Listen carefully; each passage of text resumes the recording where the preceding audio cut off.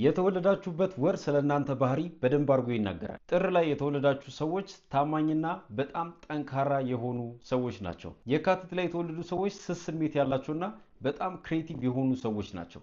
ወይም ደግሞ አንድ ነገር ለመፍጠር ጊዜ አይፈጅባቸው። እንዲሁም ደግሞ መጋቢት ላይ የተወለዱ ሰዎች አፍቃሪና ረጋ ያሉ ሰዎች ናቸው። በጣም በእርጋታቸው ይታወቃሉ መጋቢት የተወለዱ ሰዎች። እንዲሁም ደግሞ ሚያዝያ የተወለዱ ሰዎች በጣም ደፋርና በራሳቸው በጣም የሚተማመኑ ሰዎች ናቸው። ምንም ነገር ለማድረግ ምንም ፍርሃት የሚባል ነገር ውስጣቸው የለም። በጣም ደፋር ናቸው ማለት ነው። እንዲሁም ደግሞ ግንቦት ላይ የተወለዱ ሰዎች በጣም ማራኪና ታማኝ የሆኑ ሰዎች ናቸው። ማራኪና ታማኝ የሆኑ ሰዎች ናቸው። እንዲሁም ደግሞ ሰኔ የተወለዱ ሰዎች ተጫዋችና ደግ ልብ ያላቸው ሰዎች ናቸው።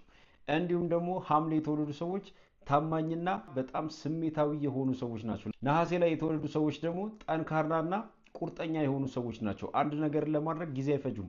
ቶሎ ብሎ የሚያደርጉ ሰዎች ናቸው። መስከረም ላይ የተወለዱ ሰዎች ደግሞ ብልህና ተግባቢ የሆኑ ሰዎች ናቸው። ከአንድ ነገር ጋር ለመግባባት ወይ ከሰው ጋር ለመግባባት ምንም አይነት ጊዜ አይፈጅባቸውም። ጥቅምት ላይ የተወለዱ ሰዎች ደግሞ በጣም ውብና አሳቢ የሆኑ ሰዎች ናቸው።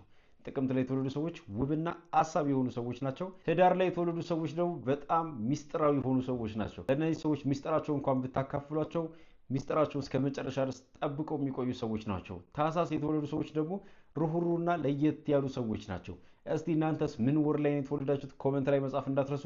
እዚህ ወር ላይ የምታውቋቸውን ሰዎች ደግሞ ሜንሽን አድርጉ። ስለ ራሳችሁ ማወቅ የምትፈልጉ ከሆነ ፎሎ ማድረግ እንዳይረሳ።